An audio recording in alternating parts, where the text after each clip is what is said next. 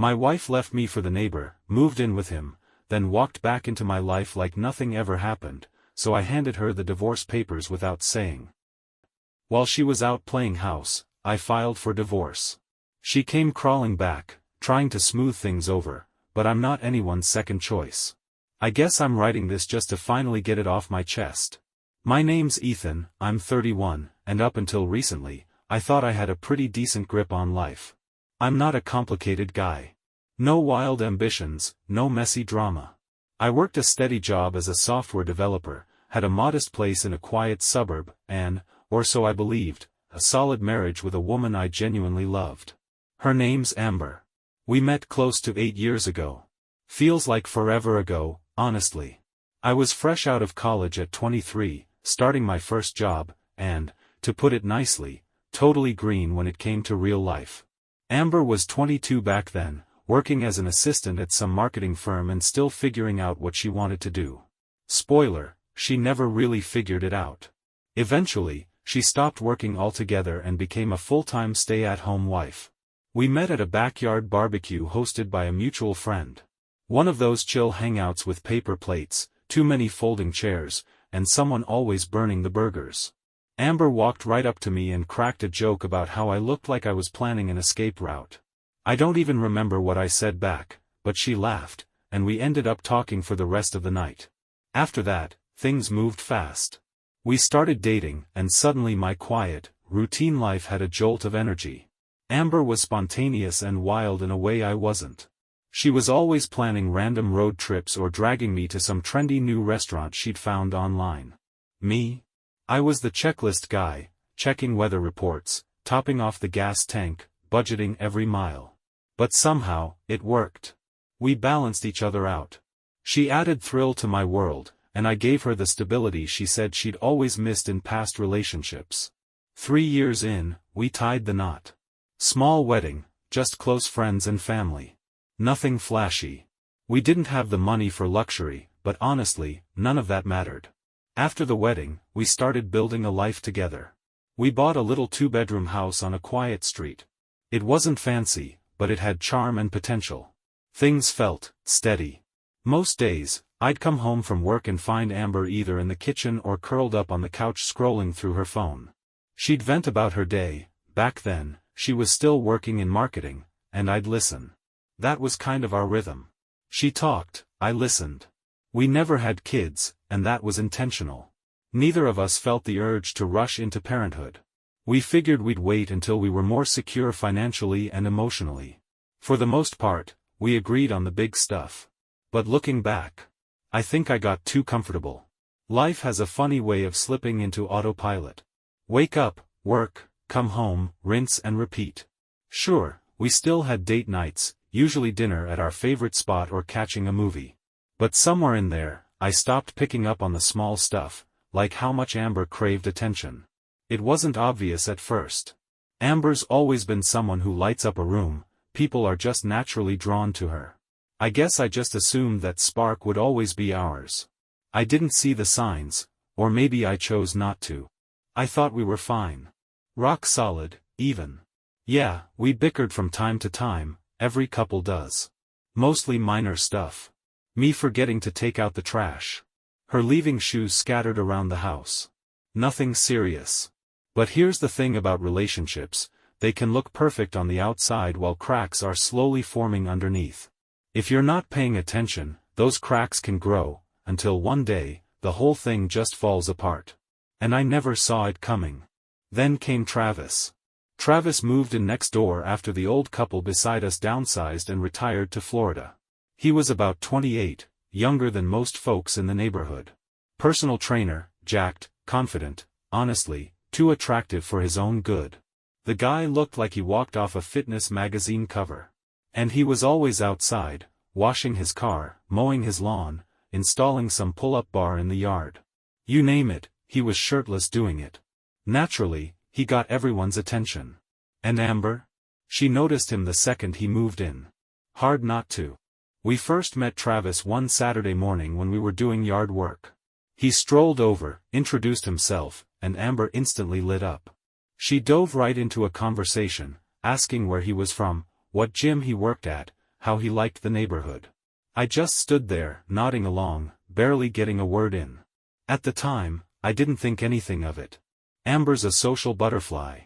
She talks to everyone, the barista, the guy at the gas station, the UPS driver. But looking back, that's where the shift started. It began with harmless chats. Amber suddenly had a reason to be outside a lot more. Watering plants, checking the mail, taking out the trash, always right when Travis happened to be outside too. Those quick little tasks somehow turned into 10, 15-minute conversations. One day I came home and found them chatting in the driveway, Amber holding a laundry basket, Travis leaned up against his car, laughing at something she said. When I walked up, they both turned like it was no big deal. Amber just waved it off. Travis was showing me his new gym gear. Cool. Whatever. But it didn't stop there. A few weeks after Travis moved in, Amber got this sudden urge to bake cookies, something she hadn't done in months. And I mean months. I figured it was a craving or maybe just one of those random spur-of-the-moment things she liked to do. That is, until I saw her walking across the yard with a tray full of cookies. "Where you headed with those?" I asked, already halfway knowing the answer. She gave me a little smile and said, just being neighborly. "Yeah. Sure." Now, don't get me wrong, this wasn't completely out of character. Amber had baked brownies for neighbors before. She was friendly. That was kind of her thing. So I brushed it off. But then came the workout gear. One day, she shows up with a brand new set of training clothes, bright, form-fitting leggings and a matching top that, frankly, she would have laughed at a year ago. It wasn't her usual look. When I asked about it, she just shrugged and said she was thinking about jogging again. "You know, getting back into shape," she added, all casual. And I believed her. Amber had these occasional workout kicks. She'd get into yoga or jogging for a few weeks, then drop it just as quickly. It was always temporary. But this time? The timing was perfect. Travis, as it turns out, was a morning runner. Like clockwork. Every day around 7 a.m., headphones in, doing loops around the neighborhood like he was training for a marathon. Suddenly, Amber's jogging schedule lined up exactly with his. Total coincidence, I'm sure. I remember heading out for work one morning and seeing them chatting on the sidewalk. Amber was stretching, Travis was leaning down demonstrating something, shin splints or calf stretches or who knows what. I gave a little wave and drove off without saying much. But I couldn't shake the image. Something about the way they stood there felt off. Around that time, I noticed her phone habit starting to shift. Amber was always glued to her screen, nothing new there. But now? She got jumpy with it. The moment I walked into a room, she'd flip her phone face down or hit the lock button like it was some kind of reflex. One night I caught a glimpse of her scrolling through Instagram, and Travis's name was sitting right there at the top. She scrolled past it real fast, but I saw enough. When I asked about it, she didn't even flinch. "Oh, I was just checking out his fitness posts," she said. "He has good advice." And again. I wanted to believe her. I chose to believe her. But all these little things kept piling up, and they weren't so little anymore. A few days later, I was in the garage working on a shelf that needed fixing when I heard laughter from the backyard. Not polite, neighborly chuckles, this was the kind of laughter that had history behind it. Familiar. Easy. I peeked around the corner and saw them by the fence, Amber with a glass of iced tea in hand, Travis gesturing animatedly while telling some story. She was leaning in, eyes wide, giggling like a teenager. When she noticed me, she just waved and smiled like nothing was strange. Later that evening, I brought it up. "He was just telling me about some guy at his gym who tried to deadlift more than he could handle," she said, brushing it off like it was nothing. "It was funny, you had to be there. Thing is, I wasn't there. Not really. Not anymore." Amber started talking about Travis more often, not in a romantic way, but in that too familiar way. Travis is thinking of getting a dog. Travis recommended this protein powder, it's got, like, collagen or something. It wasn't just what she was saying, it was how she said it. Her voice got softer, a little warmer. She didn't even realize it, but I did. And then there were the glances. We'd be out in the yard or walking around the block, and if Travis was nearby, Amber would sneak little looks in his direction. Nothing obvious. Just a quick glance here, a glance there. But once you spot it, you can't unsee it. Up to that point, I hadn't said anything. Part of me refused to believe it could mean anything. Amber was my wife. We'd built a life together. I trusted her. But the other part of me, the one that had been piecing things together like a slow-burning puzzle, couldn't ignore the signs anymore. So I started watching. Not in a creepy way, just observing more. Paying attention. And that's how we got to that one Saturday morning, the day everything cracked wide open. I woke up early, like I always do. Made myself a cup of coffee, sat down at the kitchen table, scrolling through the news on my phone. It was quiet. Peaceful. Amber was still asleep upstairs. The soft hum of the coffee machine, the light coming through the window, everything felt normal. Like any other weekend. An hour later, she shuffled into the kitchen. Still in her pajamas, hair a mess, eyes half closed. She plopped down across from me, phone in hand, rubbing her temple like she had a headache. But there was something in her body language. She looked tense. Restless. Her fingers were tapping the table. Her eyes wouldn't meet mine. "You all right?" I asked, putting my phone down. She nodded too fast, then paused. "Actually, no." Then came the sigh, that long, heavy kind that punches you in the gut before the words even drop. "We need to talk." If you've ever been in a serious relationship, you know exactly what that phrase does to your insides. My stomach tightened instantly. "Okay," I said, leaning back. "What's going on?" Amber looked around like the walls might feed her the right words. Then finally, she met my eyes. "I don't know how to say this, so I'm just going to come out with it. I think I have feelings for Travis." And just like that, the bottom dropped out. I stared at her, convinced I hadn't heard her right. "Wait, what?" She bit her lip and looked guilty as hell. "I didn't mean for it to happen," she said quickly, like she was racing ahead of my reaction. "It just happened. We've been spending time together, and I feel this connection, and now I'm confused." Confused. That word hit harder than anything else. She wasn't apologizing. She wasn't admitting a mistake. She was telling me she was in limbo, trying to figure things out. I just stared at her. I couldn't make sense of it. Was she leaving me? Was she confessing so we could fix it? Was she trying to ease her guilt? "What does this mean?" I finally asked. "Are you saying you're done with us?" She shook her head. "No, not necessarily. I don't know what I want right now. I love you, Ethan. I really do. But I can't stop thinking about him. I need to understand what these feelings mean." And in that moment, it felt like someone had ripped the foundation right out from under my life. We'd been together for years. Built a home. Shared dreams.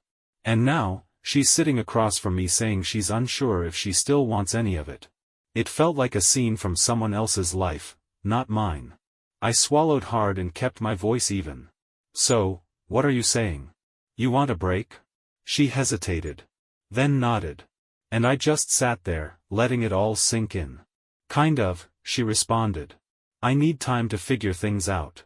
I was thinking maybe I could take a month to spend some time with Travis and see if there's something real there. If it doesn't work out, then we can focus on ourselves." I blinked, astounded by her audacity. "You're serious?" I asked, without even framing it as a question. Amber nodded, her gaze begging. "I know it sounds crazy, but I don't want to throw away what we have without being sure. I don't want to live with regrets, you know?" Regrets. The phrase lingered in my head like a splinter. She was talking about regrets as if she was the one putting everything on the line, as if my feelings were secondary to her life-changing decisions. I sat there, staring at her, a combination of rage and incredulity boiling beneath the surface. Part of me wanted to yell at her for being so selfish. But another part of me, perhaps the calmer, more calculated side, chose to remain silent and let her dig her own hole. "All right," I murmured, reclining back in my chair. Amber blinked, apparently taken off guard. "Wait, really?" "Sure," I replied, shrugging as if it were no great issue. "If you think that's what you need, go ahead." Her look flickered, as if she didn't know whether I was being real or mocking. "I just think it's the best way to figure out where my heart is," she admitted cautiously. "Sure," I replied. "Do what you need to do. Inside, I was already finished. When she mentioned she wanted to spend a month with another man, my brain flicked a switch. But I didn't want to show my cards yet. If she was willing to abandon our marriage for a dream with a neighbor, I was curious to see how far she would go. Amber let out a relieved sigh, as if she had just been given permission to accomplish something heroic. "Thank you," she replied, reaching across the table to touch my hand. "I know this is a lot to ask, but I really believe it's the right thing for us." I stood up and grabbed my coffee mug, pulling my hand away. "Sure," I repeated, my voice flat. "If that's what you need." She said nothing after that, simply sat there, most likely contemplating the fact that I wasn't arguing or fighting. But within, I was already planning. Amber spent the following few days packing a modest bag. She informed me she'd be staying with Travis, and she made it sound casual, as if it was simply a temporary arrangement. She didn't appear to realize that I wasn't asking inquiries or expressing any resistance. When Amber went, the house felt different. Not empty, but quieter, as if someone had turned down the volume on my life. I stood in the living room after she left, her duffel bag slung over her shoulder, and stared at the door. I expected to feel angry or heartbroken, but all I felt was a peculiar peace, as if the weight of pretending everything was fine had finally been lifted. I strolled into the kitchen, poured myself a drink of water, and stood there, trying to figure out what had just happened. My wife, whom I had been with for years and expected to spend my life with, had departed to figure things out, with the guy next door. If it hadn't been my life, I would have assumed it was some insane TV drama. The first several days felt odd. I started noticing the little things she'd left behind. Her favorite cup on the kitchen counter, a pair of shoes near the entrance, and a blanket thrown over the back of the couch. I considered relocating them, but ultimately chose to leave them where they were, not because I missed her, but because I didn't want to waste energy. I poured myself into work, taking on extra assignments to fill my schedule. I stayed late at work not because I had to, but because I didn't want to return home to an empty house. When I wasn't working, I went to the gym frequently.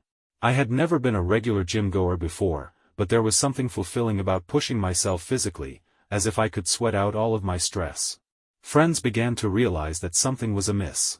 A few of them inquired as to why Amber was not present, and I responded vaguely. "She's staying with a friend for a while," I explained, attempting to sound casual. I wasn't ready to dive into the real tale yet. My father was the only one I spoke the truth to. I contacted him a few days after Amber left, and the first thing he asked was, "What's wrong?" He's always been able to read me, even over the phone.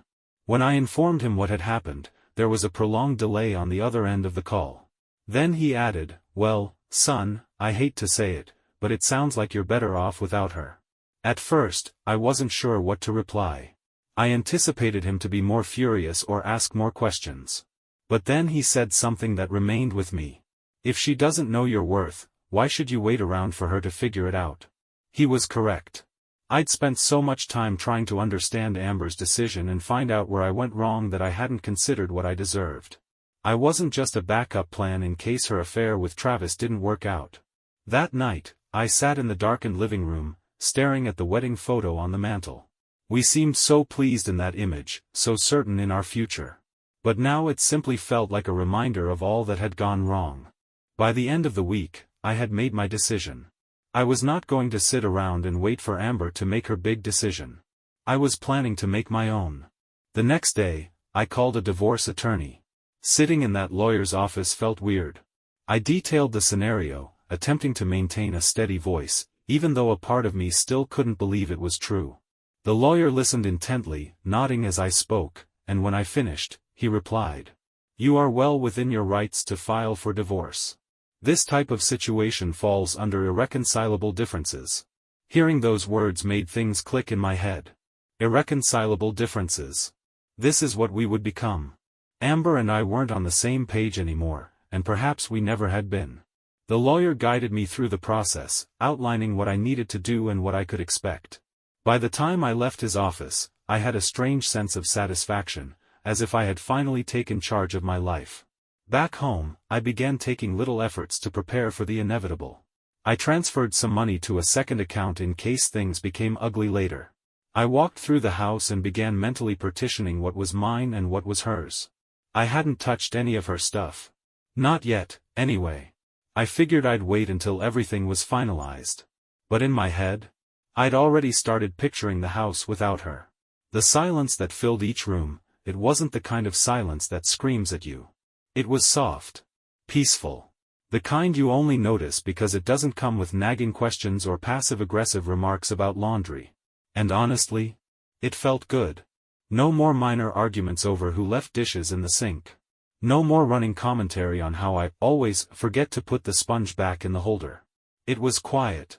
And for the first time in a while, my mind matched the mood of the house. But of course, word got around. The neighbor across the street, the one who never misses a thing, mentioned she'd seen Amber and Travis at the park. Sitting close. Holding hands. Smiling like they were teenagers who just discovered love. Another friend said he spotted them downtown at some cafe, sharing a little booth like a couple on vacation. I smiled and nodded. Said, yeah, sounds about right. But inside? Inside, I was boiling. Not because I wanted her back. Not even because I was jealous. It was more like watching someone light their entire life on fire just to see if it would glow. She gave up everything we built for a fling, with a guy who probably couldn't commit to a phone plan, let alone a relationship. I felt rage. But also pity. Because I knew exactly how this would end, and it wasn't going to be a fairy tale. By the third week, I stopped checking my phone for messages from her. If she wanted to talk, she could, but I wasn't sitting around hoping. I was done holding space for someone who made it crystal clear where she wanted to be. One night I was cleaning out the garage when I came across an old box of photos, stuff from when Amber and I first got together. That early stage where everything is exciting and perfect. I sat down with the box for a minute. Let myself feel the nostalgia. The smiles, the road trips, the little notes she used to leave me. I felt that familiar tug in my chest, the kind that says maybe it could have been different. But then I remembered all the red flags I'd ignored. The times I'd bent over backward just to keep the peace. The slow fade of my own needs in favor of hers. I closed the box, shoved it aside, and moved on. I didn't need those memories anymore. Then came her grand return, almost exactly a month to the day. No warning. No heads up. Just the sound of the door opening and Amber standing there like nothing had changed. She had her hair done up, duffel bag over her shoulder, and that confident little smile she always used when she thought she had the upper hand. Hey, she said, setting her bag down by the door. I'm back. I was on the couch, half watching TV, flipping through channels like it was any other Tuesday. Welcome back, I said, without even looking up. She blinked. Clearly caught off guard that I didn't jump up or act surprised. She walked over and sat on the arm of the couch. We should talk, she said carefully. I muted the TV and turned to face her. Arms crossed. Calm. All right, I said. Talk. She smiled, that soft, rehearsed smile that always came before a carefully crafted speech. I've done a lot of thinking, she started. About myself. About us. About what I want. I gave her a nod, like, go on. I care about you, Ethan. I really do. And I think we can work through this. Rebuild. Rebuild.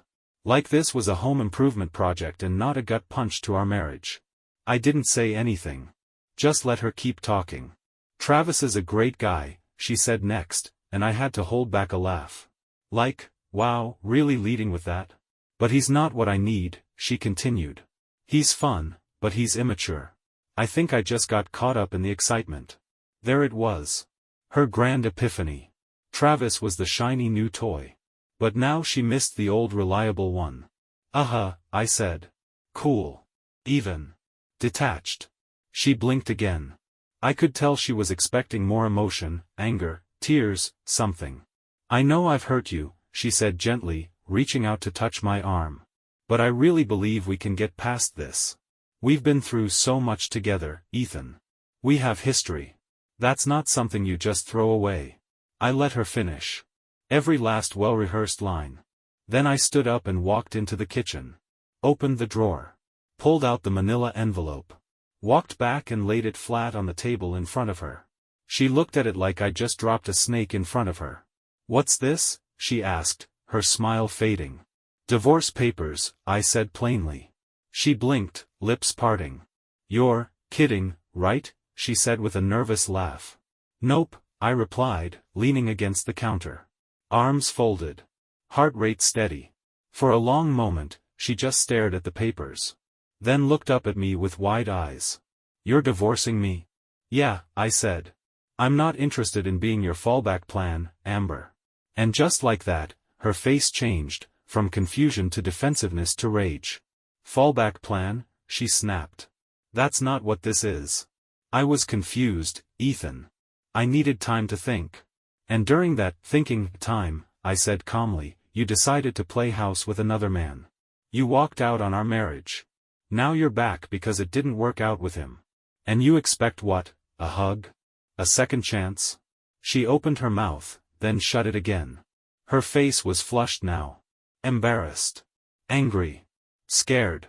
"It's not like that," she insisted, her voice shaky. "I was just trying to do the right thing.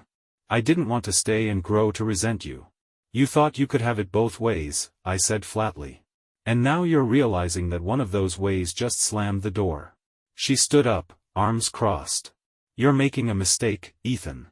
We can fix this." "I know we can." I shook my head. "No, Amber. We can't. You made your choice, now I'm making mine." I could see her eyes welling up. But I didn't budge.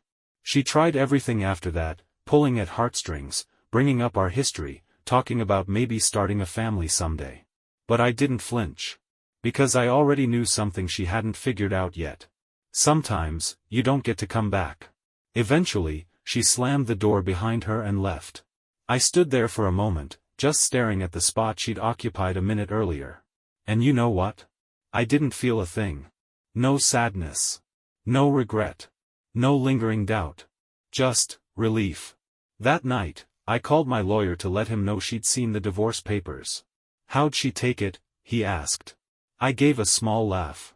"Not well." He followed up, "Want to give her some time to think, or are we going forward?" "No need to wait," I told him. "Let's move forward."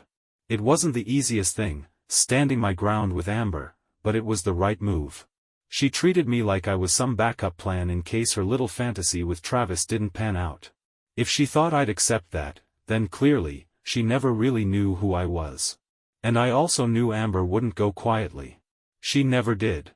Especially not when she felt like she was losing. I hadn't even had a chance to sit down when my phone buzzed with a message from her. "This isn't over." I stared at the screen for a second, locked the phone, and tossed it onto the couch. She was right, it wasn't over. Not yet. But it would be soon.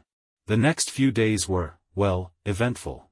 She showed up unannounced the following night, pounding on the door like the house was on fire. "Ethan. Open the door." I opened it calmly, not giving her anything extra. "What do you want, Amber?" She blew past me like she still had a right to be there, storming into the living room like she hadn't moved out. "We need to talk," she said, pacing. "You can't just file for divorce without letting me try to fix this." I leaned against the doorway, arms folded. "You already had the chance," I said. "You made your choice when you left." "That's not fair," she snapped, voice climbing. "I didn't leave to end things, I left to figure out what I really wanted. I had to be sure I wasn't making a mistake by staying." I couldn't help but let out a bitter chuckle. "And doing that showed you didn't really value what we had. You don't test a marriage by running off with someone else. That's not how commitment works." She stopped pacing, turned toward me, and her frustration was written all over her face. "I was confused," she said, voice trembling. "I didn't know what I wanted back then. But I do now. I want us, Ethan." I stayed quiet for a second before answering. "It's too late for that," I said firmly. "You don't get to come back now just because Travis didn't turn out to be what you thought." Her face twisted into anger, and she pointed a finger at me. "You're being petty," she shot back. "You're throwing away everything we had over one mistake." I shook my head, steady as ever. "This wasn't one mistake, Amber. It was a string of decisions. You chose to flirt with him. You chose to invest in him instead of us. And you chose to leave. Those weren't slip-ups, those were deliberate choices." She opened her mouth like she was going to argue, but stopped. Her shoulders dropped, and for the first time, she looked defeated. "What am I supposed to do now?" she asked quietly. I sighed, and despite everything, I felt a little sorry for her. "That's not my responsibility anymore," I said. "You made your bed. Now you've got to lie in it."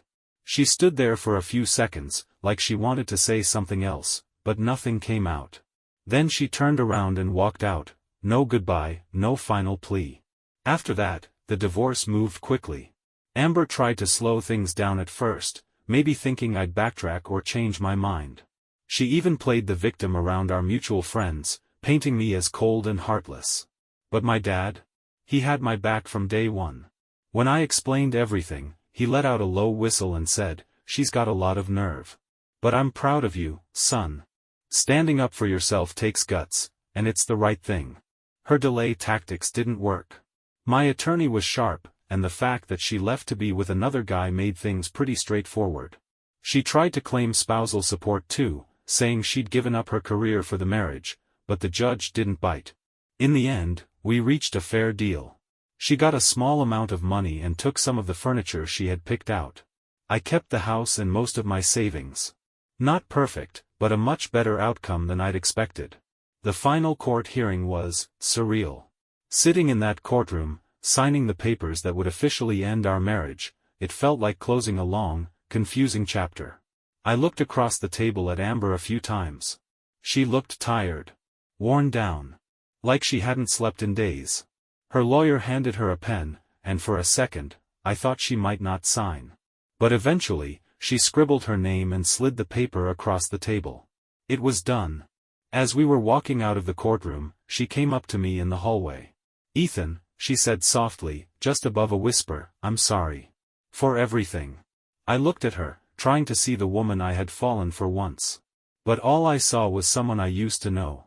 "I know you are," I told her. "But, sorry, doesn't change what happened." Her eyes welled up. She moved in for a hug, but I stepped back. "Take care of yourself, Amber," I said, then turned and walked away. Now and then, I'd hear updates about her from people we both knew. Apparently, Travis dumped her not long after she tried to come back to me. From what I heard, she was crashing at a relative's place and trying to figure out her next move. I didn't feel happy to hear that, but I didn't feel bad either. She made her decisions, now she was living with them. One day, I saw her at the grocery store. We made brief eye contact. She gave me a small, hesitant wave. I just nodded and kept walking. There was nothing left to say. Looking back, I don't regret how I handled anything. Amber thought she could leave, chase someone else, and still come back like nothing had changed. But that's not how life works. This whole thing taught me a lot, mostly about myself. I know now that I deserve someone who actually values me. Someone who sees me as a partner, not a fallback option. And if that person's out there, great. If not, I'll still be alright. Right now, I'm just focused on rebuilding my life, this time, for me.